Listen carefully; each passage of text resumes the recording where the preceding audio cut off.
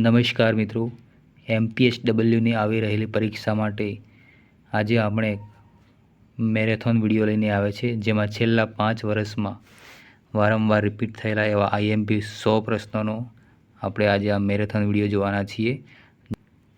તો ચલો મિત્રો શરૂ કરીએ. પ્રથમ જોઈએ રાષ્ટ્રીય સ્વાસ્થ્ય કાર્યક્રમ અને સંસ્થાઓને જે લગતા પ્રશ્નો છે તેમાંથી પ્રશ્ન 1, WHOની સ્થાપના ક્યારે થઈ હતી? 7 એપ્રિલ 1948. તેથી 7 એપ્રિલ વિશ્વ સ્વાસ્થ્ય દિવસ તરીકે પણ ઉજવાય છે. આ એક પોઈન્ટ છે. નેક્સ્ટ જોઈએ WHનું વડું મથક ક્યાં આવેલું છે? જીનીવા, સ્વિટ્ઝરલેન્ડમાં. ત્રીજો પ્રશ્ન છે યુનિસેફનું મુખ્ય મથક ક્યાં આવેલું છે? ન્યૂયોર્કમાં આવશે. પ્રશ્ન નંબર 4, ભારતમાં રાષ્ટ્રીય મેલેરિયા નિયંત્રણ કાર્યક્રમ ક્યારે શરૂ થયો હતો? તો 1953માં. આગળ જોઈએ 5 નંબર, NVBDCPનું પૂરું નામ શું છે? તો national vector borne disease control programme. પ્રશ્ન નંબર 6, RNTCP કાર્યક્રમ કયા રોગના નિયંત્રણ માટે છે? જવાબ આવશે તેમાં TB, ટ્યુબરક્લોસિસ. હવે તેનું નામ NTEP કરી દેવામાં આવ્યું છે, જેમાં નેશનલ ટ્યુબરક્લોસિસ એલિમિનેશન પ્રોગ્રામ પૂરું નામ થાય છે. 7 નંબર, ડોટ્સ સારવાર કયા રોગના દર્દીને આપવામાં આવે છે? TB. પ્રશ્ન નંબર 8, આયુષનું પૂરું નામ શું છે? તો આયુર્વેદા, યોગા એન્ડ ન્યુરોથેરાપી, યુનાની, સિદ્ધ અને હોમિયોપેથી. આ એનું ફૂલ ફોર્મ છે આયુષનું. પ્રશ્ન નંબર 9, જનની સુરક્ષા યોજના JSY કયા વર્ષથી શરૂ કરવામાં આવી? 2005થી.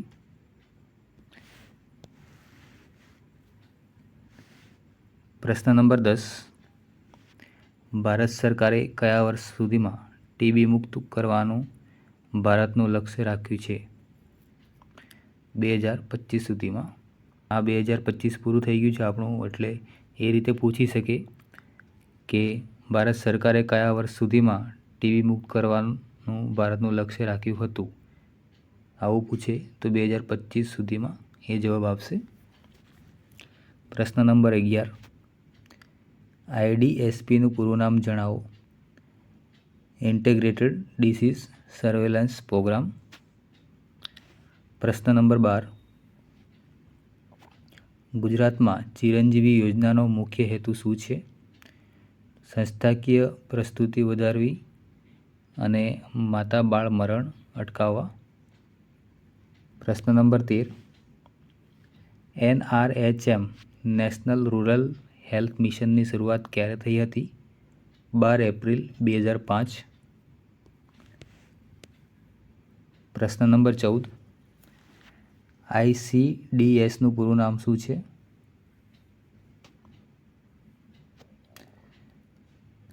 Integrated child development service. પ્રશ્ન નંબર 15, આંગણવાડી કાર્યકર કયા પ્રોગ્રામ હેઠળ કામ કરે છે? તો ICDC.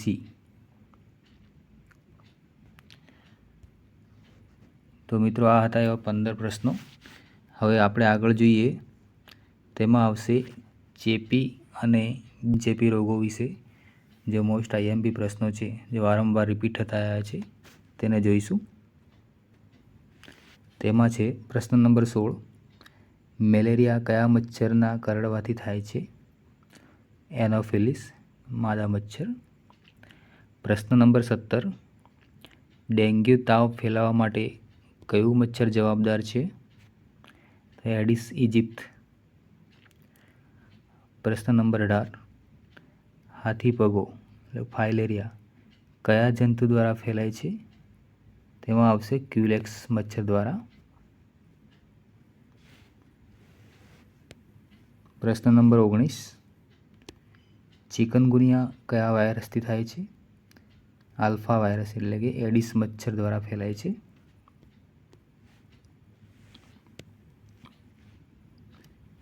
પ્રશ્ન નંબર 20, ટાઇફોઇડ તાવ કયા બેક્ટેરિયાના કારણે થાય છે? Salmonella typhi.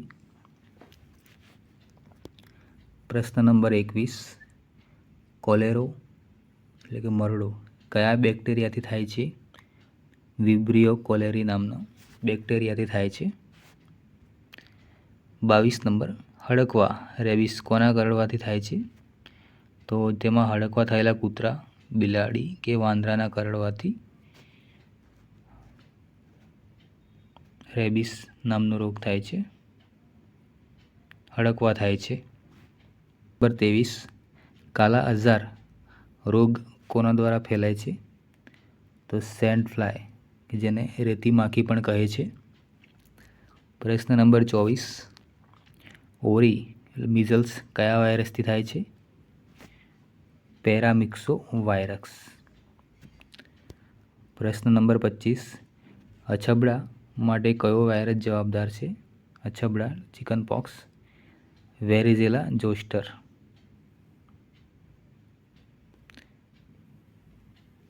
પ્રશ્ન નંબર 26, શીતળા સ્મોલ પોક્સ રસીના સૂચક કોણ હતા? Edward Zener. પ્રશ્ન નંબર 27, વિશ્વમાંથી કયા રોગનું સંપૂર્ણ નિર્મૂલન થઈ ચૂક્યું છે? આવશે શીતળા સ્મોલ પોક્સ. પ્રશ્ન નંબર 28, ક્ષય એટલે ટીબીના બેક્ટેરિયાની શોધ કોણે કરી હતી? તેમાં આવશે રોબર્ટ કોચ.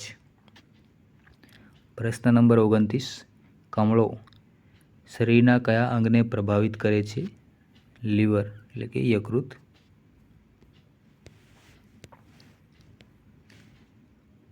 પ્રશ્ન નંબર 30, એઇડ્સનું પૂરું નામ શું છે? Acquired immuno deficiency syndrome. પ્રશ્ન નંબર 31, એઇડ્સની તપાસ માટે કયો ટેસ્ટ કરવામાં આવે છે? એલિસા ટેસ્ટ. અને કન્ફર્મેશન માટે વેસ્ટર્ન બ્લોટ ટેસ્ટ.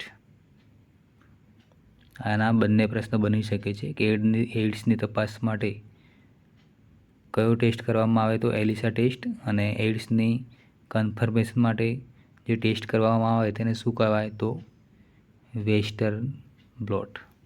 ઠીક છે. પ્રશ્ન નંબર 32, પ્લેગ રોગ શેના દ્વારા ફેલાય છે? ચાંચડ દ્વારા, અને ઉંદર તેના વાહક છે. આવી રીતે પૂછી શકે કે પ્લેગ રોગનો વાહક કોણ છે? તો તેમાં આવશે ઉંદર.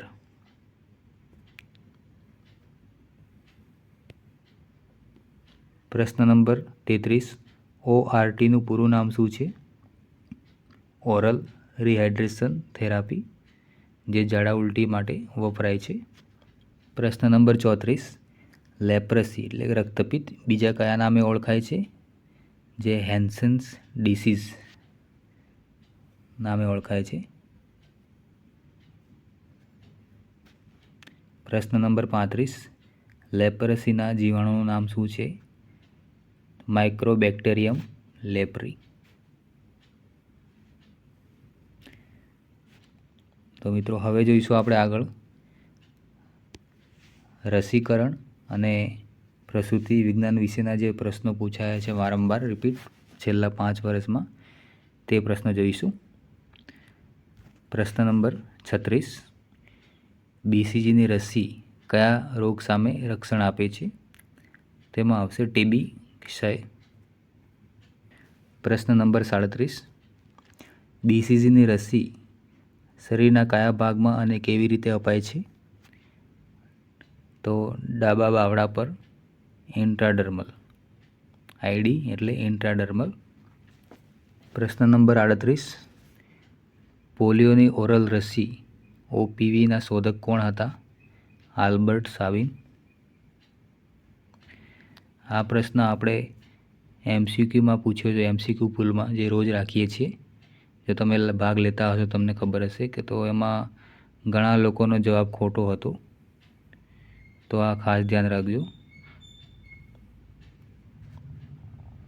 પ્રશ્ન નંબર 39, પેન્ટાવેલેન્ટ રસી કેટલા રોગો સામે રક્ષણ આપે છે?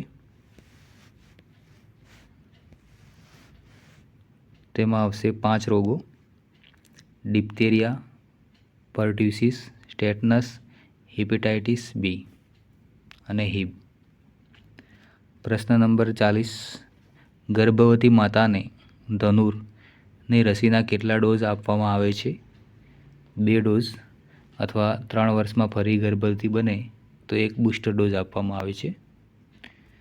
પ્રશ્ન નંબર 41, જન્મ સમયે બાળકને કઈ રસી આપવામાં આવે છે? તેમાં આવશે BCG, OPV 0 ડોઝ અને હેપેટાઇટિસ બી. પ્રશ્ન નંબર 42, ઓરી મિઝલ્સની રસી બાળકને કયા મહિને આપવામાં આવે છે? 9 માસ પૂરા થયાને. પ્રશ્ન નંબર 43, વિટામિન A નો પ્રથમ ડોઝ કઈ રસી સાથે આપવામાં આવે છે? તો ઓરીની રસી સાથે 9મા મહિને. પ્રશ્ન નંબર 44, બાળકને કુલ કેટલા વિટામિન Aના ડોઝ આપવામાં આવે છે? તેમાં 9 ડોઝ આવશે 5 વર્ષની ઉંમર સુધીમાં. 9 ડોઝ 5 વર્ષની ઉંમર સુધીમાં. ઓકે. UIPનું પૂરું નામ શું છે? UPI ના સમજી લેતા મિત્રો ઉતાવળમાં, UIP છે, તો એમાં આવશે યુનિવર્સલ ઇમ્યુનાઇઝેશન પ્રોગ્રામ. પ્રશ્ન નંબર 46, કોલ્ડ ચેનનું તાપમાન સામાન્ય રીતે કેટલું રાખવામાં આવે છે? જવાબ આવશે તેમાં +2°C +8°C, 2 થી 8°C પ્લસમાં રાખવામાં આવે છે. પ્રશ્ન નંબર 47, રસીઓને જિલ્લા કક્ષાએથી સબ સેન્ટર સુધી લઈ જવા માટે શેનો ઉપયોગ થાય છે? Vaccine carrier. પ્રશ્ન નંબર 48, મિશન ઇન્દ્રધનુષનો મુખ્ય હેતુ શું છે? તો મિશન ઇન્દ્રધનુષનો મુખ્ય હેતુ સંપૂર્ણ રસીકરણ, ફૂલ ઇમ્યુનાઇઝેશન. પ્રશ્ન નંબર 49, ગર્ભવતી મહિલાના કાર્ડને કયા નામે ઓળખવામાં આવે છે? તો મમતા કાર્ડ. પ્રશ્ન નંબર 50, સામાન્ય ગર્ભાવસ્થાનો સમયગાળો કેટલા દિવસનો હોય છે? તેમાં આવશે 280 દિવસ અથવા 40 અઠવાડિયા. જેવું પૂછે કે સમયગાળો કેટલા અઠવાડિયાનો હોય એવું બી પૂછી શકે, તો તેમાં તમે 40 અઠવાડિયાનો ઓપ્શન લખવાનું રહેશે. તો મિત્રો આપણો અહીંયા અડધો વિડીયો થયો છે. તમને જો વિડીયો ગમ્યો હોય તો એક લાઈક કરી દેજો અને વિડીયો સુધી હજુ અંત સુધી બનાવી રહેજો. તમારું સારું એવું રિવિઝન થઈ જશે. તો મિત્રો આપણે અહીંયા 50 પ્રશ્નો જોયા છે. જો તમને વિડીયો ગમી રહ્યો હોય તો એક લાઈક કરી દેજો.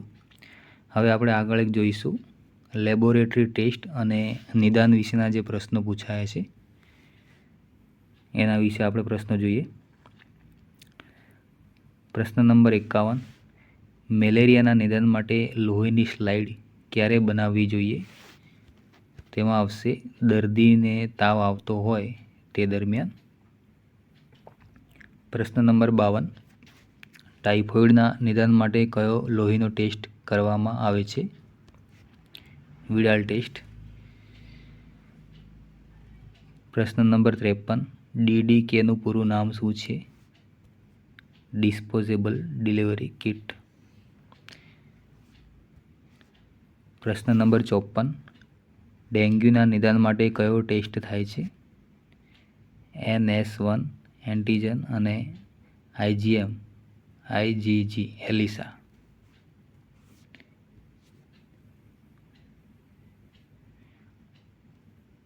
પ્રશ્ન નંબર 55, ટીબીના નિદાન માટે કઈ તપાસ પ્રાથમિક ગણાય છે? ગળફાની તલાશ. ગળફાની તપાસ. પ્રશ્ન નંબર 56. લોહીમાં હિમોગ્લોબિન માપવા માટે કઈ પદ્ધતિ વપરાય છે? સાહલીની પદ્ધતિ કે સાહલીસ મેથડ. પ્રશ્ન નંબર 57. પાંડુરોગ એટલે કે એનિમિયા કોની ઉણપથી થાય છે? આયર્ન, લોહ તત્વ અને હિમોગ્લોબિનની ઉણપથી થાય છે. નંબર 58.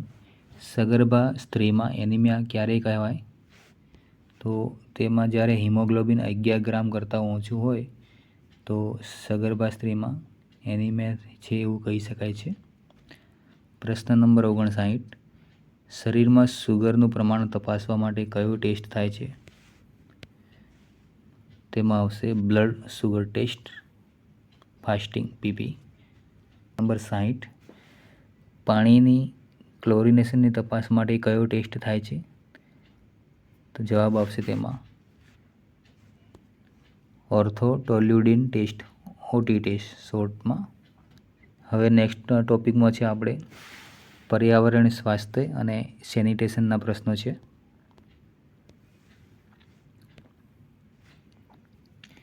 જો મિત્રો આમની તમને પીડીએફ જોઈતી હોય તો પણ મળી રહેશે. વિડીયોને લાસ્ટ સુધી જોતા રહેજો. પીડીએફ પર તમારી કામ લાગશે. તમે પ્રિન્ટ કઢાવી નહીં અથવા મોબાઈલમાંથી ડાયરેક્ટ જોઈ શકો છો છેલ્લી ઘડી પર. જોઈએ પ્રશ્ન નંબર 61. 1000 લીટર પાણીના શુદ્ધિકરણ માટે કેટલી બ્લીચિંગ પાવડરની જરૂર પડે છે? તો આશરે 2.5 ગ્રામ. પાણીની અશુદ્ધિ મુજબ ફેરફાર થઈ શકે છે. પ્રશ્ન નંબર 62. પાણીમાં ફ્રી ક્લોરીનનું પ્રમાણ કેટલું હોવું જોઈએ? 0.5 mg પર લિટર. પ્રશ્ન નંબર 63. પાણીના શુદ્ધિકરણ માટે સામાન્ય રીતે શું વપરાય છે? TCL, ટેકનિકલ ક્લોરીન અથવા બ્લીચિંગ પાવડર. પ્રશ્ન નંબર 64. બાયોમેડિકલ વેસ્ટ મુજબ માનવ અંગો કઈ કલરની બેગ નાખવામાં આવે છે? તો પીળી બેગ, યલો બેગ. પ્રશ્ન નંબર 65. સોય, બ્લેડ અને ધારદાર સાધનો કઈ ડોલમાં કે કન્ટેનરમાં નખાય છે? તેમાં આવશે વ્હાઇટ પંચર પ્રૂફ કન્ટેનર.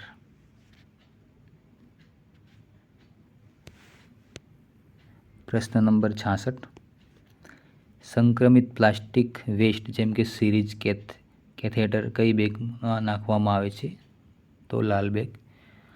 મિત્રો તમને જણાવું કે જો તમને આના વિશે આપણે સ્પેશિયલ એક વિડીયો બનાવેલો છે હોસ્પિટલ વેસ્ટ મેનેજમેન્ટ માટેનું, કે કઈ વસ્તુ માટે કઈ કલરની બેગ વપરાય છે તેના માટે આપણો ડિટેલ વિડીયો બી છે જે તમે જોઈ શકો છો. આગળ જોઈએ પ્રશ્ન નંબર 67. હવામાં ભેજ માપવા માટે કયું સાધન વપરાય છે? હાઇગ્રોમીટર.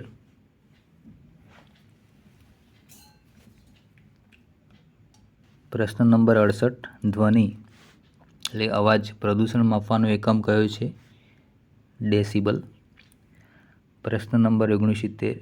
મચ્છરોના બાયોલોજિકલ નિયંત્રણ માટે કઈ માછલીનો ઉપયોગ થાય છે?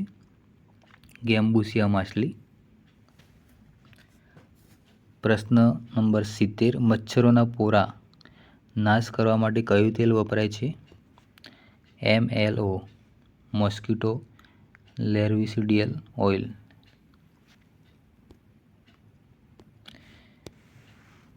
હવે આપણે જોવાના છીએ નેક્સ્ટ ટોપિકમાં પોષણ અને વિટામિન્સના લગતો પ્રશ્નો છે જેવા મોસ્ટ IMP.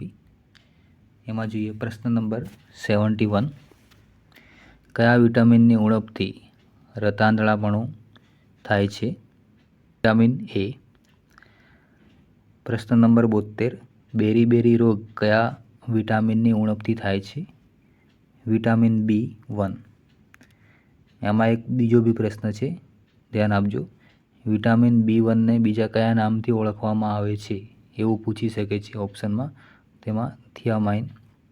આ ધ્યાન રાખજો. પ્રશ્ન નંબર 73. સ્કર્વી પેઢામાંથી લોહી નીકળવું એ કયા વિટામિનની ઉણપથી થાય છે? આવશે તેમાં વિટામિન સી, એસ્કોર્બિક એસિડ.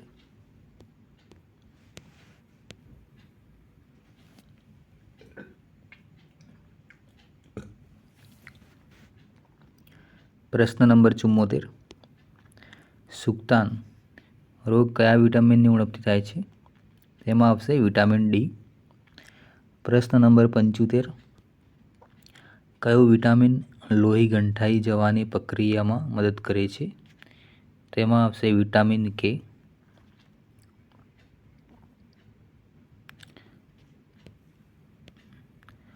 પ્રશ્ન નંબર 76. ગર્ભવતી મહિલાને ફોલિક એસિડની ગોળી શા માટે આપવામાં આવે છે? તો બાળકમાં ન્યુરલ ટ્યુબ ડિફેક્ટ એટલે કે ખોડ ખાંપણ અટકાવવા માટે આ ગોળી આપવામાં આવે છે. પ્રશ્ન નંબર 77. આયોડિનની ઉણપથી કયો રોગ થાય છે? ગોઈટર, જેને ગલગંડ પણ કહે છે. બાળકોમાં પ્રોટીનની ઉણપથી કયો રોગ થાય છે?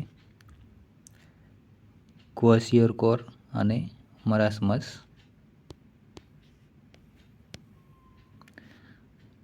પ્રશ્ન નંબર 79. દૂધને કઈ પદ્ધતિ દ્વારા જંતુમુક્ત કરવામાં આવે છે? તેમાં જવાબ આવશે પાશ્ચ્યુરાઇઝેશન. પ્રશ્ન નંબર 80. સૂર્યપ્રકાશમાંથી કયું વિટામિન મફતમાં મળે છે? Vitamin D. આગળનો ટોપિક છે જેમાં આપણે જનરલ હેલ્થ, એનાટોમી અને વહીવટી પ્રશ્નો જે છે આઈએમપી તે આપણે જોઈશું. પ્રશ્ન નંબર 81. માનવ શરીરમાં કુલ કેટલા હાડકાં હોય છે? 206. પ્રશ્ન નંબર 82. નવજાત શિશુના શરીરમાં આશરે કેટલા હાડકાં હોય છે? તો આવશે આશરે 300. પ્રશ્ન નંબર 83. માનવ શરીરમાં સામાન્ય તાપમાન કેટલું હોય છે? 98.6 ફેરનહીટ અથવા 37 સેલ્સિયસ. પ્રશ્ન નંબર 84. સામાન્ય માણસના બ્લડ પ્રેશરનું પ્રમાણ કેટલું હોય છે? તેમાં આવશે 120/80 mmHg.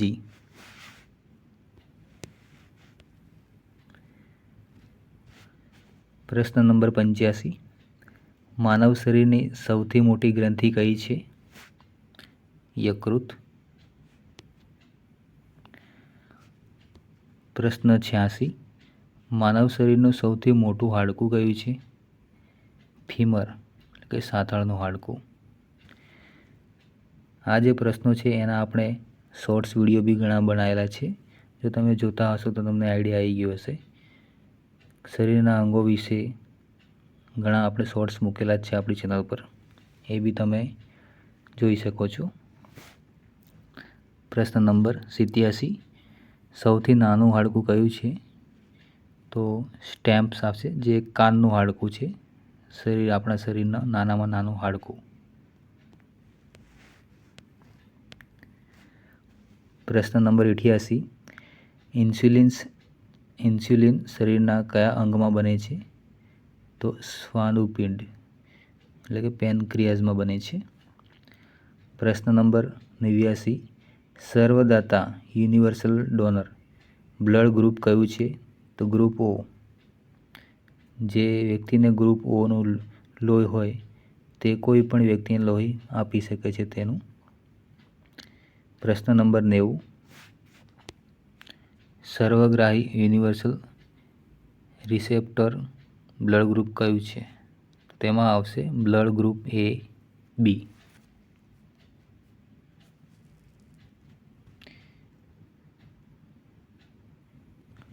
પ્રશ્ન નંબર 91.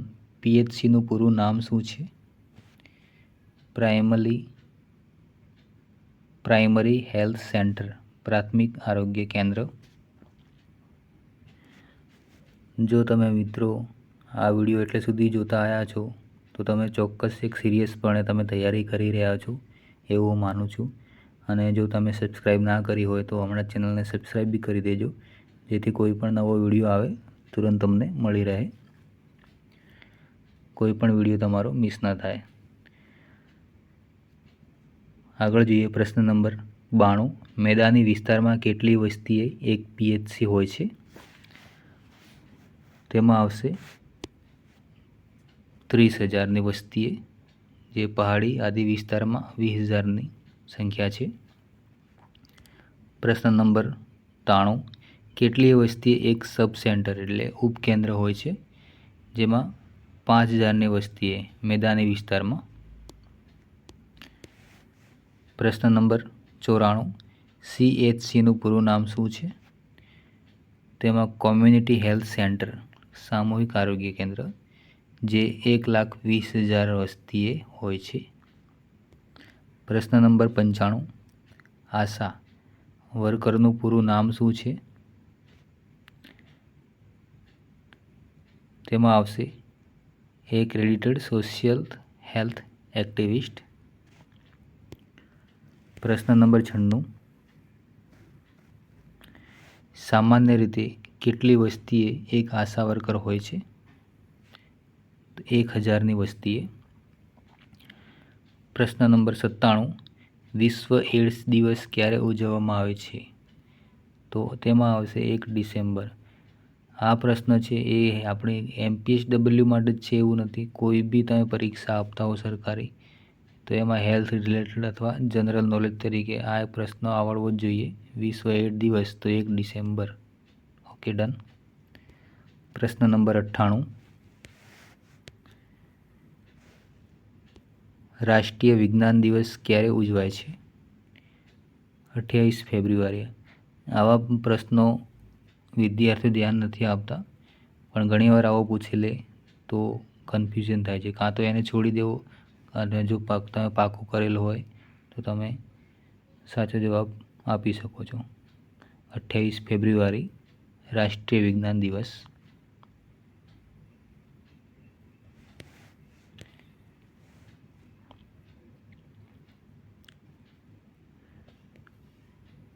પ્રશ્ન નંબર 99. જન્મ અને મરણની નોંધણી કેટલા દિવસમાં કરાવવી ફરજિયાત છે? જવાબ આવશે 21 દિવસ. છેલ્લો પ્રશ્ન આપણો 100 નંબરનો. MPSWના સીધા સુપરવાઇઝર કોણ હોય છે? તેમાં આવશે સંજીવની કે હેલ્થ સુપરવાઇઝર, જે SI એટલે કે સેનેટરી ઇન્સ્પેક્ટર અને હેલ્થ સુપરવાઇઝર. તો આ હતા મિત્રો આપણા છેલ્લા 5 વર્ષમાં વારંવાર પૂછેલા એવા IMP 100 પ્રશ્નો. તો મારી મહેનત તમને કેવી લાગી તે કમેન્ટ કરીને જરૂર જણાવજો. અને જો વિડીયો ગમ્યો હોય તો હમણાં જ એક લાઈક કરી દો, અને હજુ પણ સબસ્ક્રાઈબ ના કરી હોય તો કરી દો, જેથી આવો કોઈ પણ વિડીયો આવે તો તમને જરૂરથી એવી સારી અને સાચી માહિતી મળી રહે, અને તમે તમારા મિત્રો જોડે શેર કરી શકો છો. તો ફરીથી મળીએ એક નવા વિડીયોમાં. ત્યાં સુધી જોતા રહો ગુજરાત એક્ઝામ પ્રિપેરેશન.